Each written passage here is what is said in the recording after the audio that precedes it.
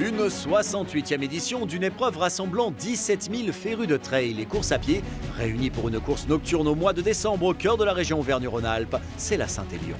Il n'y en a qu'une en France. Depuis 1951, des milliers d'amateurs éclairés convergent depuis Saint-Étienne vers Lyon via les monts du Lyonnais.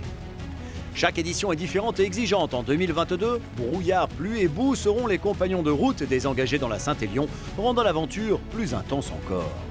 La Saint-Élion se décline désormais en 5 possibilités. La Lyon-Saint-Élion, soit l'aller-retour Lyon-Saint-Étienne pour les fans d'ultra à 156 km pour amateurs affûtés. La Saint-Élion originale, 78 km à parcourir en solo ou en relais jusqu'à 4. La Saint-Express, 44 km depuis Sainte-Catherine, située à 700 mètres d'altitude, un parcours entre bois et faubourg. La Saint-Esprint, 24 km à haut rythme, ou la Saint-Éthique, la plus urbaine, et ses 13 km pour les fans d'explosivité. Une certitude, quel que soit le format choisi, plus qu'une simple course, c'est un défi.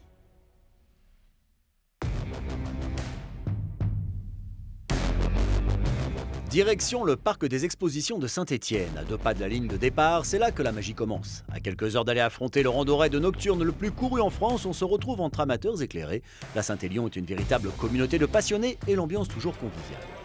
On se repose, on se restaure, on fait le point, on se donne et on prend des conseils. À chacun sa méthode pour se préparer à courir une Saint-Élion. Pour certains, c'est devenu comme une habitude. Pour d'autres, c'est leur toute première fois. Tous les âges, tous les styles se préparent. Elle est typique parce que départ à minuit, donc de nuit, tout de nuit, en plein hiver. Donc en général le temps il est mauvais. Puis c'est l'ambiance, ça démarre l'après-midi, on récupère le dossard, le soir on s'installe, voilà, on va faire une petite sieste. Enfin il y a tout un rituel avant qui dure pas mal d'heures.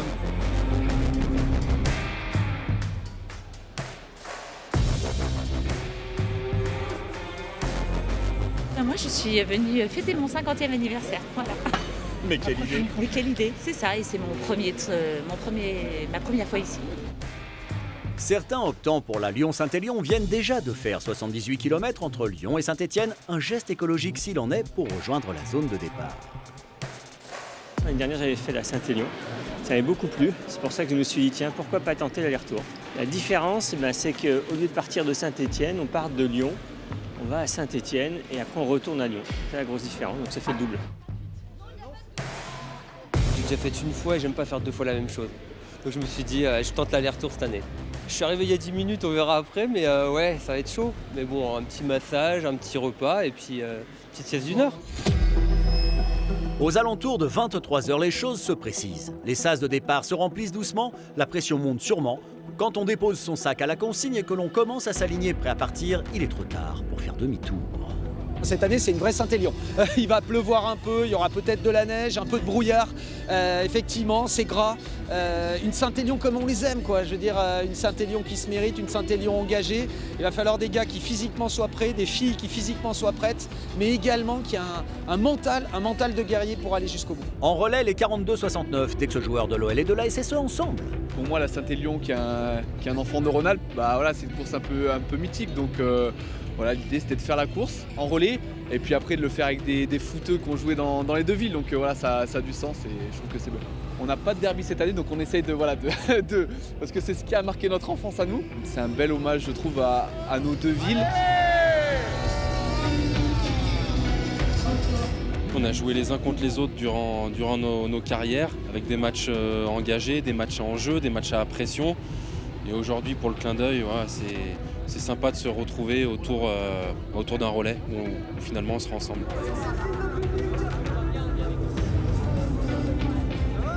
Très belle aventure, on est très content d'être là.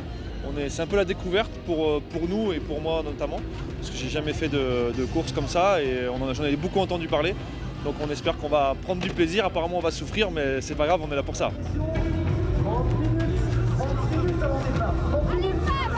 Comment on se prépare? On essaie de faire une préparation assez conséquente, malheureusement. Comme on est à la retraite, on se prépare beaucoup moins bien. Non, on essaie de courir de temps en temps, j'essaie de courir de temps en temps, essayer de garder la forme. Maintenant, on va dire que j'essaie de la jouer surtout au mental. C'est juste magique d'être au départ, il y a toujours une super ambiance, énormément de monde, la nuit, le froid, voilà, il y a un truc particulier sur cette course. Très contente d'être là pour ma 9e participation. Je suis très content d'être ici, c'est ma première fois sur cette course, alors j'espère que tout va bien se passer.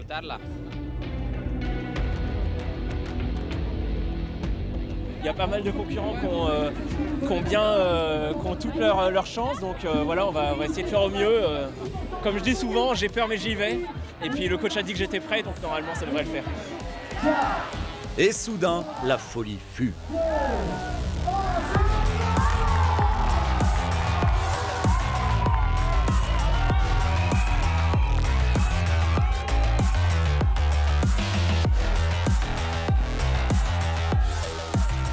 Devant, la foulée est sûre et rapide. Les prétendants à la victoire en solo s'envolent. Quant à Alexandre Bouchex, alias Casquette Verte, il aide la partie. Double vainqueur de la Lyon-Saint-Élion, il vise le triplé. Cette partie urbaine stéphanoise permet d'être rapide. La zone est humide et légèrement pluvieuse. Pourtant, elle va rapidement manquer aux engagés de cette 68e Saint-Élion. Car à peine sortis de la ville, les conditions météo vont devenir compliquées. Le brouillard est un sacré inconvénient quand on est en tête de course. Andréou Simon, l'Espagnol, doit redoubler de vigilance sur ses appuis, sur la vision partielle du terrain et sur le fléchage. Baptiste Chassagne et Thomas Cardin rôdent aussi aux avant-postes. Pour le reste du peloton, le long serpent lumineux s'est formé et s'étire maintenant sur des kilomètres, à endurer la pluie, le froid et le brouillard. Clairement, cette édition 2022 se mérite et va se jouer au mental. Bravant les conditions météo dantesques, de nombreux supporters accompagnent la cohorte et assistent au passage des premiers. En élite-homme, après 34 km, le médaillé de bronze au championnat de France de trail long, 10e aussi de l'UTMB, Baptiste Chassagne est aux avant-postes. L'Espagnol Andréou Simon du Team ASICS ne lâche rien, c'est sa première. Thomas Cardin, champion en titre, lui, n'est pas loin. En élite dame, Sarah Vioy, 34 ans à la caisse, ancienne nageuse de haut niveau, elle aussi championne de France de trail, championne du monde de trail par équipe en 2015. Elle fait cavalier seul en tête. C'est sa première Saint-Élion et pour sa première apparition, elle frappe fort. Après 2h30 de course et à 44 km de l'arrivée, elle a 14 minutes d'avance sur Sandrine Dragon et 15 minutes sur Sandrine Fléchet, la gagnante de l'édition 2021. Tandis que les élites filent telles des comètes, le brouillard devient plus intense encore sur le secteur de Sainte-Catherine. Pour la majorité des engagés, la pause s'impose. Après la boue, des températures à peine au-dessus de zéro, la pluie froide et le brouillard. Sainte-Catherine, c'est vraiment l'endroit où tu prends ta décision. Je continue, je m'arrête, et là, c'est que le mental qui parle, parce qu'ils nous le disent tous. Quand on arrive à Sainte-Catherine, on n'a plus de jambes. Donc c'est la tête qui te fait aller plus loin. Et si tu n'as malheureusement pas le mental, là, tu t'arrêtes à Sainte-Cat.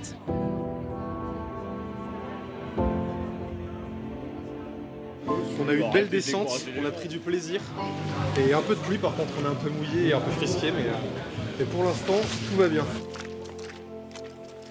Ils sont tous très motivés, très sympathiques, beaucoup de merci, ils apprécient, donc on leur dit que c'est avec plaisir qu'on est là.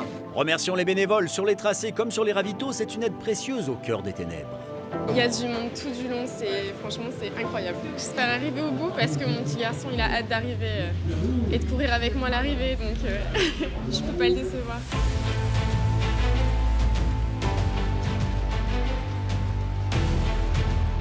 Après Saint-André-la-Côte, la descente sur Lyon s'amorce. Direction Saint-Genoux-le-Camp. La pluie n'a pas cessé, mais enfin le brouillard présent depuis une trentaine de kilomètres désépaissit.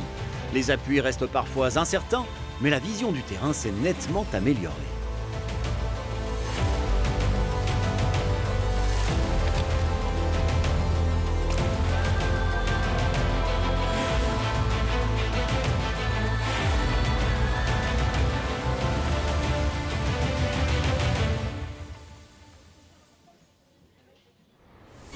Tandis qu'à l'arrière, on patauge encore un peu dans la boue. Devant les élites et leurs chronos surhumains arrivent en vue de la halte Garnier de Lyon.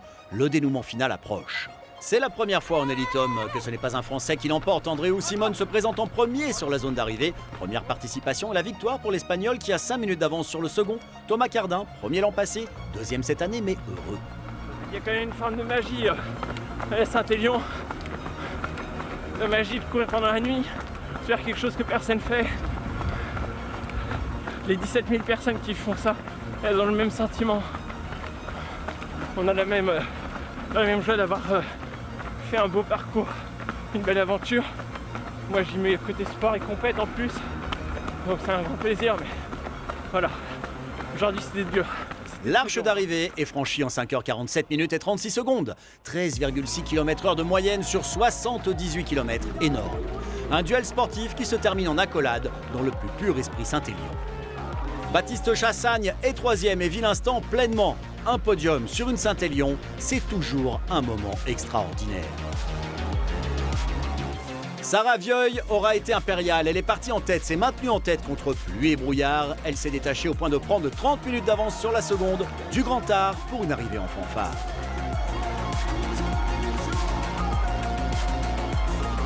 Sandrine Fléchet a tout donné et n'a en rien démérité. La gagnante de l'an passé est seconde devant Isabelle Dragon. Au milieu des anonymes est passé Alexandre Bouchex, triplé pour casquette verte sur la Lyon-Saint-Élion. C'est trop cool parce que on t'accompagne à rejoindre les deux villes et il n'y a pas trop de danger, c'est pas si dangereux que ça. Si tu peux la faire tranquille, tu peux la faire tranquille. Pour un événement qui est aussi gros, c'est rare d'avoir autant de participants à un événement qui devient global et que les gens soient aussi sympathiques que pas ta famille mais que des potes ou des cousins éloignés quoi.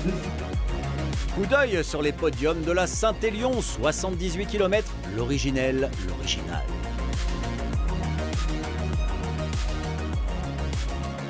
Pour tous et toutes, le sacre réside dans le passage de l'arche d'arrivée. Qu'importe le chrono, être finisher, c'est être sacré.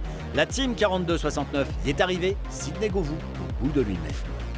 S'entraîner autant qu'on veut au football, c'est pas du foot. C'est très difficile.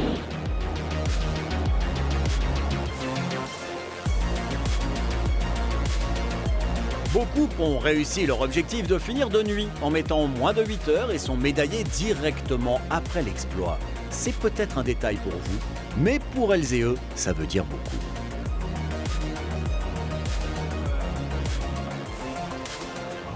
N'oublions pas les nombreuses et nombreux amateurs éclairés qui sont encore en piste et de jour. Fini la frontale, bonjour la mentale. Quand on découvre les arches millénaires romaines de l'aqueduc de Bonan, c'est que l'on entre dans Lyon, fier d'être arrivé jusque-là, fier d'être à quelques foulées d'en terminer. En 2023, il y aura toujours 17 000 engagés, peut-être vous. Tous les parcours, toutes les informations, les inscriptions sont à retrouver sur le www.saintelion.com.